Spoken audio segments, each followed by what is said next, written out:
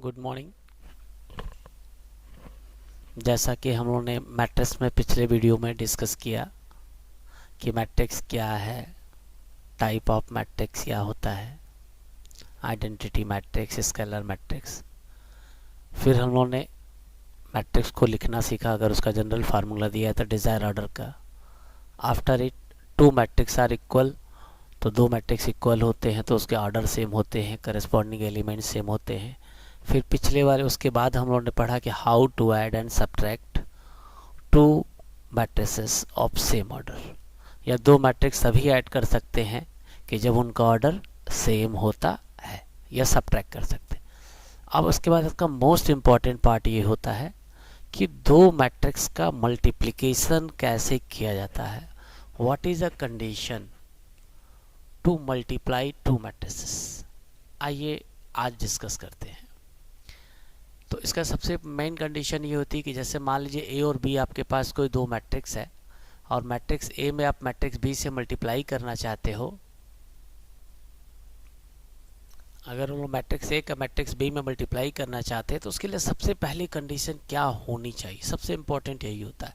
जब भी आप किसी मैट्रिक्स को लिखोगे तो let A and B two matrix है, तो then product of A B in this very order of A and B is defined if and only if column of A का कॉलम B के रो के बराबर होगा, तभी A और B का मल्टीप्लिकेशन पॉसिबल होता है। उसे हम लोग कहते हैं कंपेटेबल या conformable matrix for product A B. जैसे हमने कहा कि if A is a matrix of order M cross N, ठीक, if A is a order of matrix M cross N, तो होगा क्या हमारा ऐसे, तो and B is a order of matrix N cross B, तो then A B is a matrix, product of two matrix is always a matrix, और इसका order जो हो जाएगा एम क्रॉस बी, क्योंकि दोनों में जो कॉमन एन हमारा है वो गायब हो जाएगा। क्लियर। एंड ए बी जब डिफाइन करेंगे तो लिखने का पहले तो ये तरीका आपको तो जनरली अप्लीकेशन करना होता है, फिर भी A B is equal to C I K M cross B. फिर अब बताएंगे कि where I kth of element क्या होता है, कैसे करते हैं। जैसे sum of product of element of I ith row of A with corresponding element kth column of A B. For example अगर हम एग्जाम्पल लेते हैं, मान लीजिए कि लेट हमारे पास एक मैट्रिक्स है A I J M cross N, B J K N cross B, तो then product of A B जो होगा is also a matrix. Let us suppose that this matrix is equal to C. तो जब आप लिखेंगे तो हमको पता है कि यहाँ पे इनमें जो जे हमारा आ रहा है, ये जे देखो, ये जे दोनों में कॉमन है, इसमें हमारा एन कॉमन है, तो सी जो हो जाएगा कैपिटल सी मैट्रिक्स। जब लिखेंगे सी I K M cross P, फिर इसके बाद अगर आप लिख रहे हो तो ये समेशन में कैसे लिखा जाता है, वेयर सी आई के जो होता है, जो बीच में जो आप हाइड कर रहे हैं, तो जे की वैल्यू हमारी कहाँ से होगी, 1 से लेकर के एन तक, तो ए आई जे बी जे के, और फिर लिखेंगे आई की वैल्यू हमको पता है कि वो रो एम को रिप्रेजेंट करेगी, और के जो हमारा पी को रिप्रेजेंट कर, ऐसे दिखा दिया। आइए इसके बाद क्या करना है, in the product A B matrix A जो कहलाता है प्री फैक्टर कहलाता है, एंड मैट्रिक्स बी जो कहलाता है पोस्ट फैक्टर कहलाता है। Also we say that matrix A has post multiply by matrix B and matrix B has pre multiply by matrix, ऐसे लिखा है। अब इसमें एग्जाम्पल से ज़्यादा क्लियर होने लगेगा। जहाँ एग्जाम्पल सॉल्व करना शुरू करेंगे तो हमने क्या बताया, सबसे इंपॉर्टेंट कंडीशन क्या है, अब बताते हैं कि दो मैट्रिक्स का मल्टीप्लिकेशन कब पॉसिबल होता है। जैसे मान लीजिए यहाँ पे मैट्रिक्स है, इसका ऑर्डर क्या है 2 क्रॉस 2, मैट्रिक्स बी का ऑर्डर क्या है 2 क्रॉस 2, तो हम ये देख रहे हैं कि मैट्रिक्स ए का जो कॉलम है ना वो मैट्रिक्स बी के रो के बराबर है, इसीलिए ए और बी का मल्टीप्लिकेशन पॉसिबल होगा, या सीधे कंपेटेबल कहिए चाहे कन्फर्मेबल कहिए। जो मैट्रिक्स ए बी आएगी उसका ऑर्डर आपका आएगा 2 क्रॉस 2, तो therefore A B is defined and it is a order of 2 cross 2। अब आइए मल्टीप्लाई कैसे करते देखा जाए, how to multiply the matrices. जैसे मल्टीप्लाई करना है तो पहले ए मैट्रिक्स लिख लिया, फिर बी लिख लिया, मैट्रिक्स ए के हमने पूरा मैट्रिक्स ए यहाँ लिख लिया, बी लिख लिया। और जो फार्मूला था उसका तरीका क्या होता है कि जो प्री मैट्रिक्स होती है, जैसे ए है तो ए का आप रो लोगे और बी का कॉलम लोगे, तो जो मैट्रिक्स हमारी आएगी ए बी जो मैट्रिक्स आएगी उसका ऑर्डर पता है कितना आएगा, वो 2x2 की एक मैट्रिक्स आएगी। जब आप उस 2x2 की मैट्रिक्स को लिखोगे ऐसे करके तो वो हमें मिल जाएगा A11, फिर एक ऐसे आ जाएगा A12, फिर यहाँ पे A21, ठीक। इसके बाद यहाँ पे हो जाएगा हमारा A22। अब बताएंगे कि आखिर ये A11 क्या है, A22 क्या है, और इसका ये हमारा मान लीजिए यही हमारी मैट्रिक्स ए बी आएगी आपकी जब मल्टीप्लाई करेंगे तो। अब ऐसे ये मान लीजिए मैट्रिक्स आ गई हमारी। अब A11 जो होगा तो A11 ये जो पहला वाला रिप्रेजेंट करेगा ये होगा फर्स्ट रो ऑफ ए, और ये जो होगा फर्स्ट कॉलम ऑफ बी। तो हम क्या करेंगे, ए का फर्स्ट रो लेंगे और बी का फर्स्ट कॉलम, और इनके करस्पॉन्डिंग इसको इसमें मल्टीप्लाई करेंगे और इसको इसमें मल्टीप्लाई। मतलब क्या है कि इसका इसमें मल्टीप्लाई कर देंगे और इसका इसमें, फिर दोनों को जोड़ देंगे, 1 इंटू 0 और -1 इंटू 5। तो ये हमें A11 मिल गया यहाँ पे। इसी तरह से बारी आई A12 की, तो फर्स्ट रो का 1 -1 और इसका सेकंड कॉलम लेंगे, तो 1 इंटू 1 यहाँ आ जाएगा और -1 इंटू -2, तो ये ऐसे। इसी तरह से ये A21 का मतलब होगा कि ए का सेकंड रो लेंगे और बी का फर्स्ट कॉलम लेंगे, तो सेकंड रो आपका ये है, इसका फॉलो करस्पॉन्डिंग, तो 2 इंटू 0 3 इंटू 5। इसी तरह से A22 करेंगे जब आप ऐसे, तो इसका सेकंड, इसका क्या करेंगे हम लोग, सेकंड रो और इसका सेकंड कॉलम लेंगे, तो 2 1 जा 2 3 2 जा -6। और जब आप मल्टीप्लाई कर रहे हो तो ये हमें एक डिज़ायर मैट्रिक्स मिल जाएगी।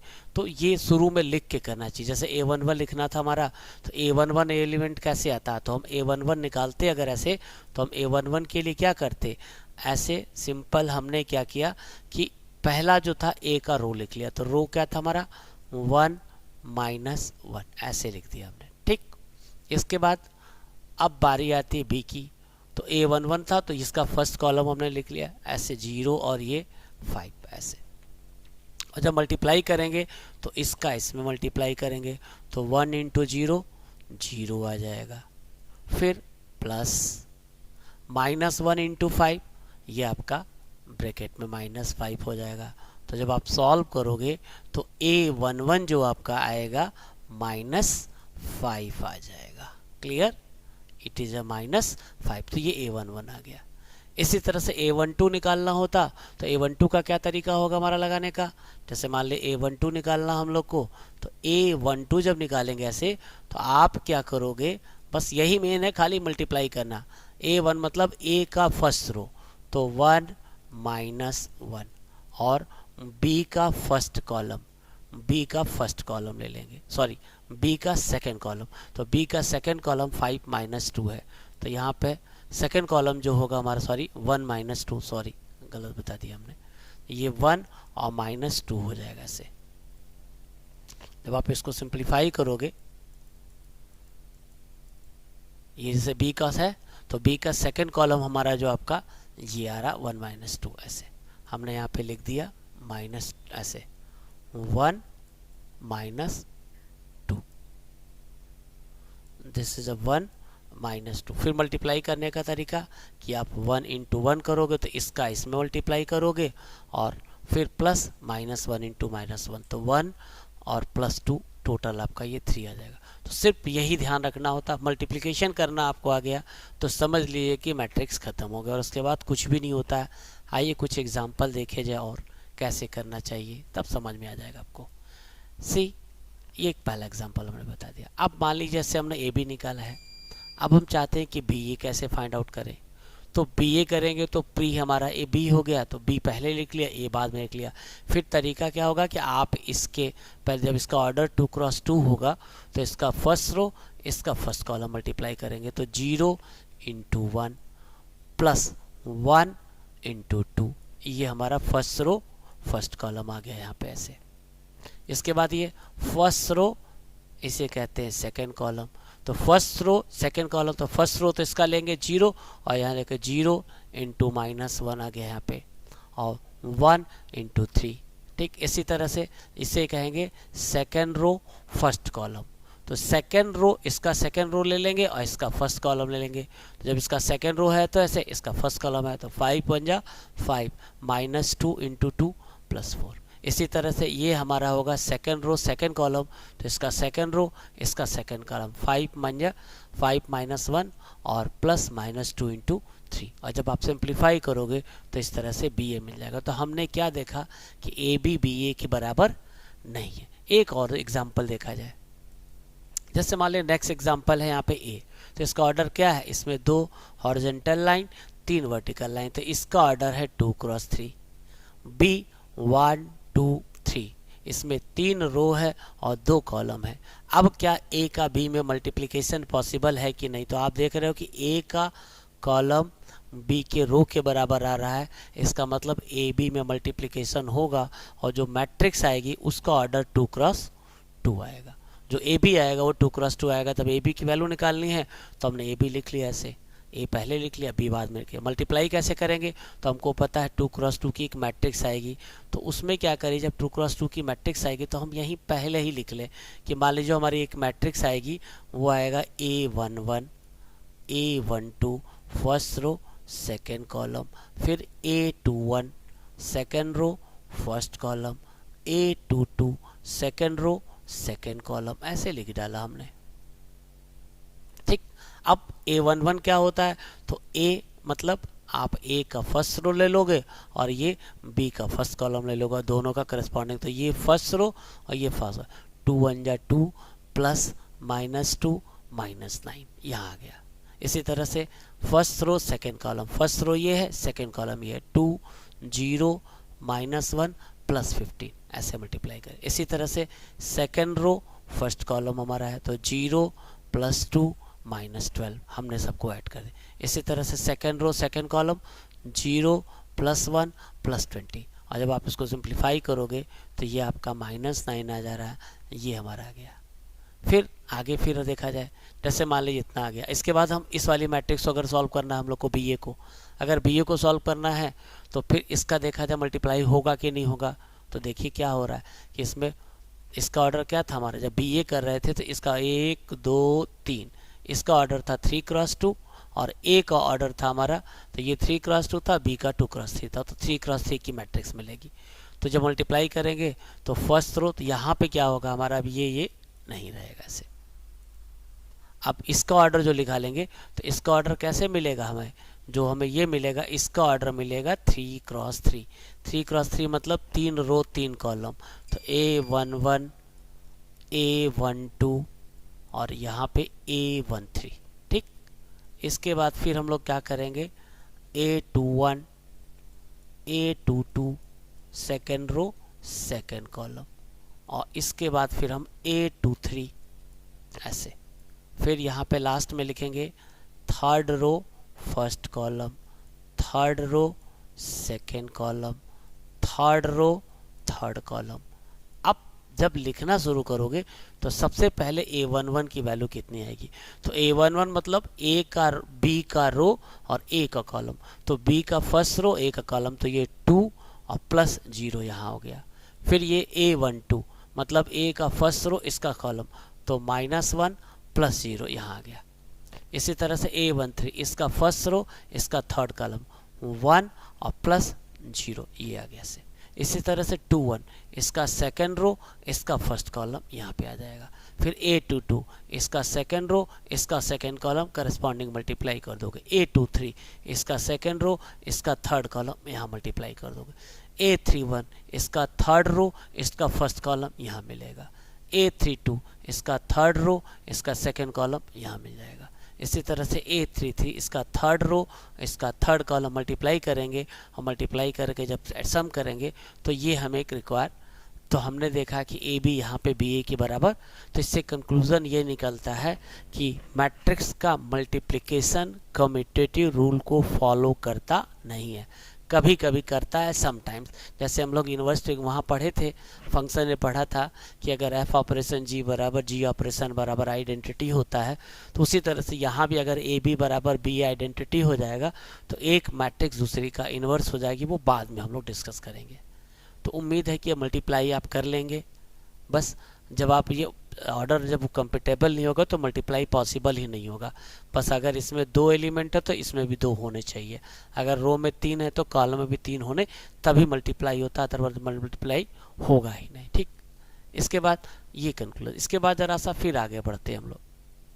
तो हमने क्या बताया कि जनरली 2 मैट्रिक्स का मल्टीप्लिकेशन कम्यूटेटिव रूल को फॉलो नहीं करता है। इसके बाद जब आगे जब देखते हैं हम लोग ऐसे कि प्रॉपर्टीज ऑफ मैट्रिक्स मल्टीप्लिकेशन।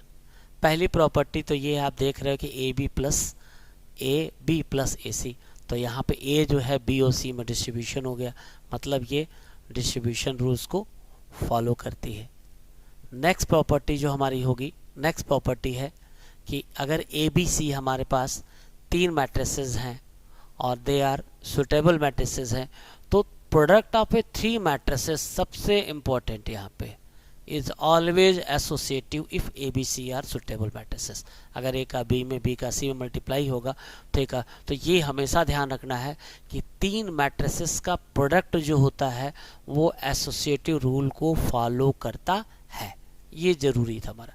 इसके बाद नेक्स्ट हम लोग क्या करेंगे, नेक्स्ट प्रॉपर्टी हमारी है कि जैसे मान लें एक स्केलर हमारे पास है, ए और बी कोई मैट्रिसेस हमारी है, तो आप ए बी मल्टीप्लाई करके लैम्डा से मल्टीप्लाई करिए, या लैम्डा का ए में मल्टीप्लाई करके फिर बी से मल्टीप्लाई करिए, या स्केलर का बी में मल्टीप्लाई करके फिर उससे कोई फ़र्क पड़ता नहीं है।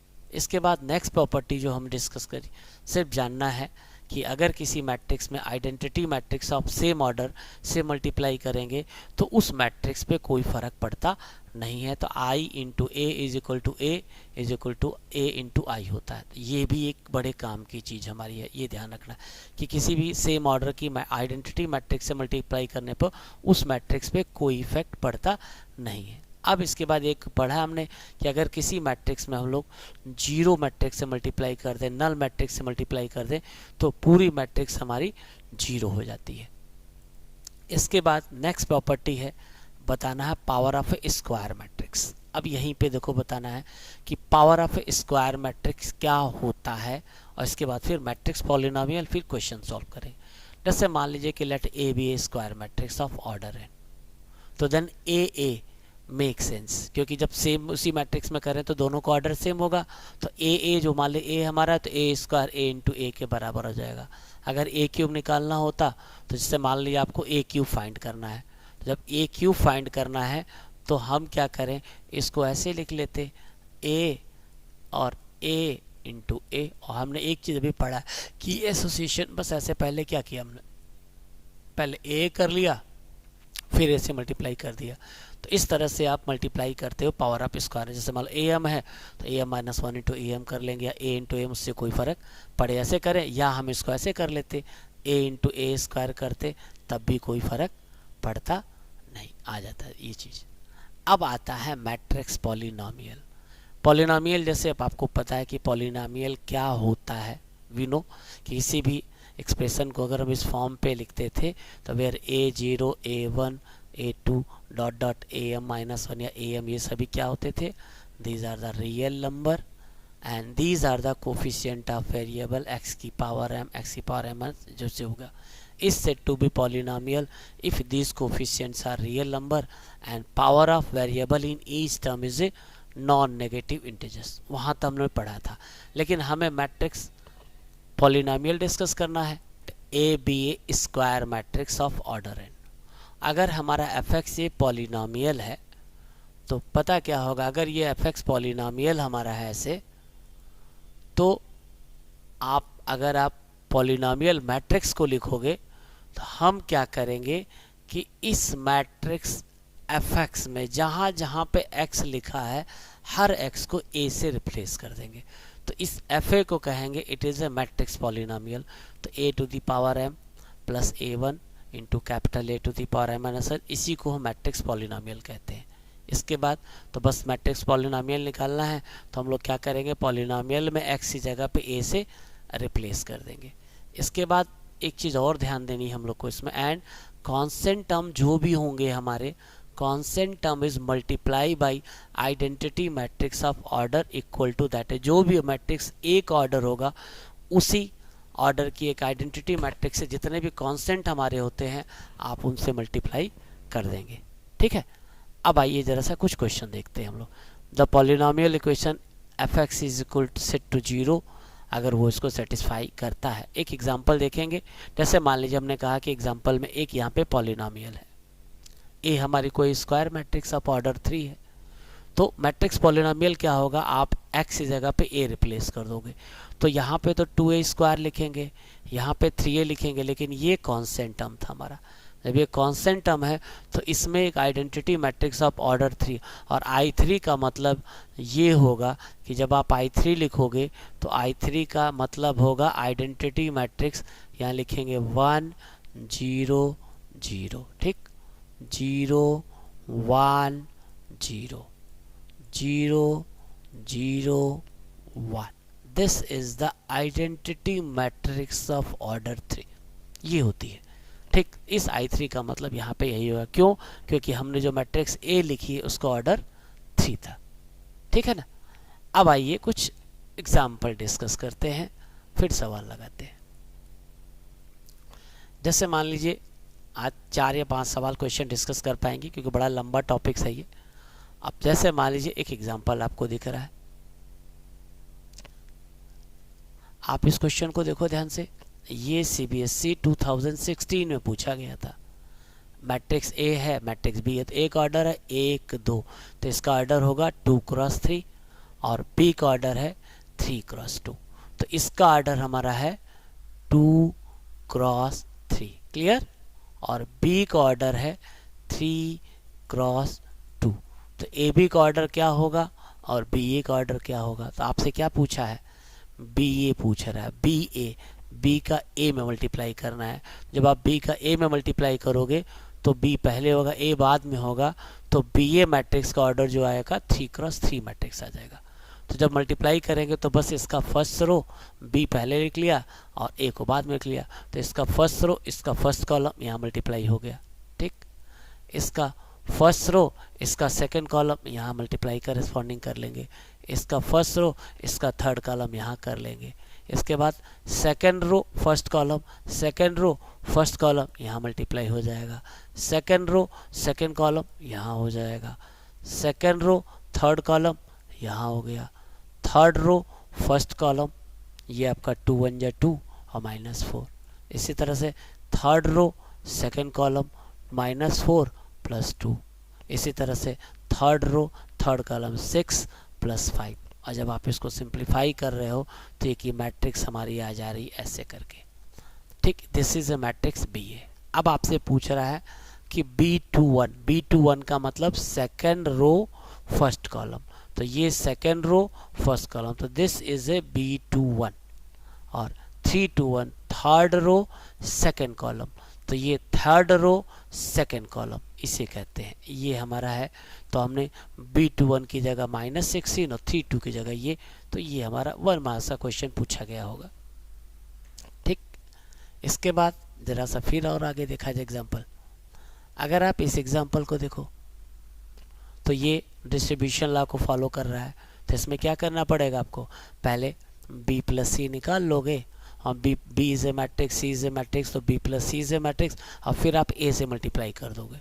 ठीक, मल्टीप्लाई करने के बाद जो भी आएगा, जैसे मान लो यहाँ पे पहले A था तो हमने B + C कर लिया, फिर बाद में A से तो ये B + C मैट्रिक्स आ गई हमारी, फिर यहाँ पे मल्टीप्लाई करेंगे। तो जब भी मल्टीप्लाई करेंगे तो फर्स्ट रो फर्स्ट कॉलम यहाँ पे आएगा, फिर फर्स्ट रो सेकेंड कॉलम यहाँ पे आएगा, सेकेंड रो फर्स्ट कॉलम यहाँ पे आएगा, सेकेंड रो सेकेंड कॉलम यहाँ मल्टीप्लाई कर लिया हमने, तो यहाँ से क्या मिल गया, इक्वेशन नंबर 1। इसी तरह से जब हम लोग इस वाले इक्वेशन पे चलेंगे तो मान लो इसको AB है, तो पहले A का भी मल्टीप्लाई करेंगे, तो इसका ऑर्डर है फर्स्ट रो फर्स्ट कॉलम यहाँ पे, फर्स्ट रो सेकेंड कॉलम यहाँ पे, सेकेंड रो फर्स्ट कॉलम यहाँ पे, सेकेंड रो सेकेंड कॉलम यहाँ पे। सॉल्व कर रहे हैं तो इतना आ गया। फिर इसी तरह से AC को सॉल्व कर लेंगे, फर्स्ट रो फर्स्ट कॉलम यहाँ पे, फर्स्ट रो सेकेंड कॉलम। ठीक, इसी तरह से हम लोग यहाँ आगे बढ़ते हैं ऐसे, second row first column, second row second column, तो हमने सॉल्व कर लिया। फिर इन दोनों को आपस में जब ऐड करेंगे आप तो यहाँ से एक मैट्रिक्स मिल जाएगी। तो ऊपर आप देखिए क्वेश्चन 1 को देखिए और फिर आप क्वेश्चन 2 को देखिए, तो हम देख रहे हैं कि दोनों सेम है, तो ये डिस्ट्रीब्यूशन लॉ को फॉलो करता है। ठीक है, तो इसी तरह से देखिए एक क्वेश्चन ये आपका CBSE 2015 में पूछा गया था, सेम क्वेश्चन हमारा है। ठीक है, A प्लस क्या करना था कि A प्लस BC आपको वेरीफाई करना। तो यहाँ प्री और पोस्ट को ध्यान रखना पड़ता है कि जो मैट्रिक्स पहले लिखी उसको पहले लिखा था, जो बाद में लिखी उसको बाद में लिखा, क्योंकि दो मैट्रिक्स का प्रोडक्ट कम्यूटेटिव हमेशा नहीं होता है। क्लियर? तो ये एग्जाम्पल इसी तरह से 2015 में पूछा गया था। फिर जरा सा एक और देखा जाए। अब जैसे मान लीजिए एक क्वेश्चन और ये हमारा है कि find the value of A and B hold कर रहा है। तो हमको पता है कि दो मैट्रिक्स इक्वल तब होती है जब दोनों का ऑर्डर, तो आप यहाँ पे इसका राइट हैंड साइड देख रहे हो, इसका ऑर्डर क्या होगा, इसका ऑर्डर होगा 2 क्रॉस 1। तो अगर ये 2 क्रॉस 1 है तो राइट हैंड साइड की ये पूरी मैट्रिक्स हैगी, ये भी हमारा 2 क्रॉस 1 ही होगा। तो इसका ऑर्डर तो हमारा 2 क्रॉस 2 है, ठीक है ना, और इसका ऑर्डर हमारा 2 क्रॉस 1 है।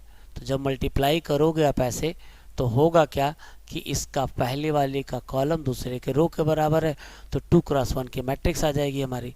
जब मैट्रिक्स आ जाएगी तो जब मल्टीप्लाई करेंगे तो फर्स्ट रो फर्स्ट कॉलम यहाँ पहला आ गया, और फिर सेकंड रो फर्स्ट कॉलम यहाँ आ गया हमारा। फिर जब दो मैट्रिक्स बराबर होती हैं तो दोनों को इक्वेट कर देंगे हम लोग, तो ये 2a minus B is equal to 5 हो जाएगा, minus 2a minus 2b is equal to 4 हो जाएगा।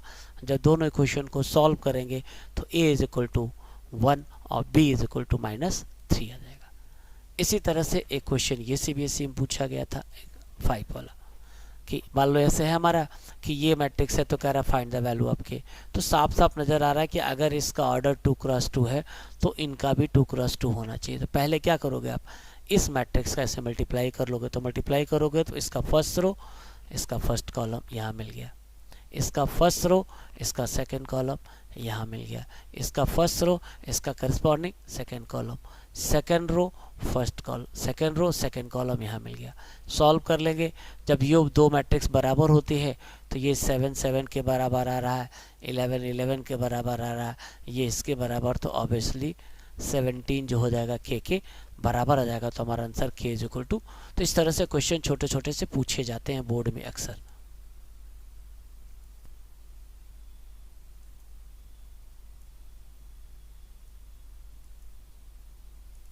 देखिए एक एग्जांपल और डिस्कस कर लेते हैं। अब नेक्स्ट वीडियो में फिर हम लोग क्वेश्चन सॉल्व करेंगे।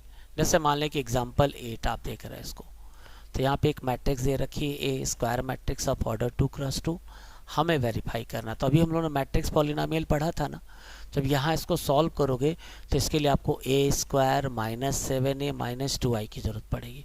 तो सबसे पहले ए स्क्वायर a इंटू ए, तो ए हमारा ये है, मल्टीप्लाई करेंगे तो फर्स्ट रो फर्स्ट कॉलम यहाँ पे मिल जाएगा, फर्स्ट रो सेकंड कॉलम यहाँ मिल गया, सेकंड रो फर्स्ट कॉलम यहाँ मिल जाएगा, सेकंड रो सेकंड कॉलम यहाँ। आफ्टर सिंप्लीफिकेशन ये 16 21 28 आ गया, तो ए स्क्वायर की वैल्यू यहाँ आ गई। एक्चुअली हमें -7a निकाला था, तो हम क्या करेंगे, ए के हर एलिमेंट में -7 से मल्टीप्लाई कर देंगे। तो जैसे यहाँ पे करने का सही तरीका ये होता है, जैसे मान लो -7 आ रहा, तो हमारे हिसाब से क्या करें, यहाँ पे इसको करें प्लस, और अंदर जो है हमारा अंदर सभी का साइन चेंज कर दें। अगर आप सभी का साइन चेंज कर दोगे, यहाँ प्लस करो और अंदर साइन चेंज कर दो। अब जब मल्टीप्लाई करोगे तो ये आपका हो जाएगा 16 माइनस 14। अब यहाँ जैसे मल्टीप्लाई कर रहे हैं हम लोग ऐसे, तो यहाँ पे क्या करके प्लस करके यहाँ पे हम सबका साइन चेंज कर देते हैं, अंदर के सभी का साइन बदल दे रहे हैं हम लोग, यहाँ पे वही काम प्लस कर दे रहे हैं ऐसे। अब हमें क्या करना है कि जब तीनों मैट्रिक्स को जोड़ना है, तो 16 माइनस 14 माइनस 2, तो माइनस 14 माइनस 2 माइनस 16, तो ये हमारा 0 आ गया। इसी तरह से 21 माइनस 21 प्लस 0 0 आ गया, 28 माइनस 28 0 आ गया, 37 और ये इन दोनों का सम 37 0, तो ये 0 मैट्रिक्स हमारी हो गई। ठीक, तो इस तरह से हमने देखा कि क्वेश्चन को हम लोग सॉल्व कर सकते हैं। सेम इसी तरह का एक ये भी क्वेश्चन हमारा है कि जैसे आपसे कह रहा है कि find the value of k if m is equal to this, तो बस k की वैल्यू निकालनी है। तो हम क्या करेंगे, m अगर हमारे पास है तो आपको k की वैल्यू निकालनी है, तो आप इसको क्या करो, पहले m स्क्वायर निकाल लीजिए और फिर मैट्रिक्स एम स्क्वायर निकालने के बाद आप क्या करिए कि एम स्क्वायर माइनस एम के हर मेंबर में के से मल्टीप्लाई कर दीजिए। और फिर ये जीरो मैट्रिक्स है, तो जब इस पूरे मैट्रिक्स को सॉल्व करोगे तो ये भी जीरो मैट्रिक्स होगी, तो इसके हर एलिमेंट जीरो के बराबर आ जाएंगे। अब ध्यान ये रखना है, तो 4 माइनस के इज इक्वल टू 0, तो यहाँ से के इज इक्वल टू 4 आ गया। इससे भी सेल करेंगे तब भी के इज इक्वल टू 4 आना चाहिए। इसको इक्वेट करेंगे तब भी 4 आना चाहिए। इसको इक्वेट करेंगे तब भी 4। अगर नहीं आएगा कि सबकी यूनिक नहीं, तब पॉसिबल नहीं होगा। अगर सबसे के की वैल्यू 4 आ रही है तो इसका मतलब ये हो गया। Thank you. अब अगले वीडियो में हम लोग आगे करें, क्योंकि लंबा टॉपिक से टाइम लगता है।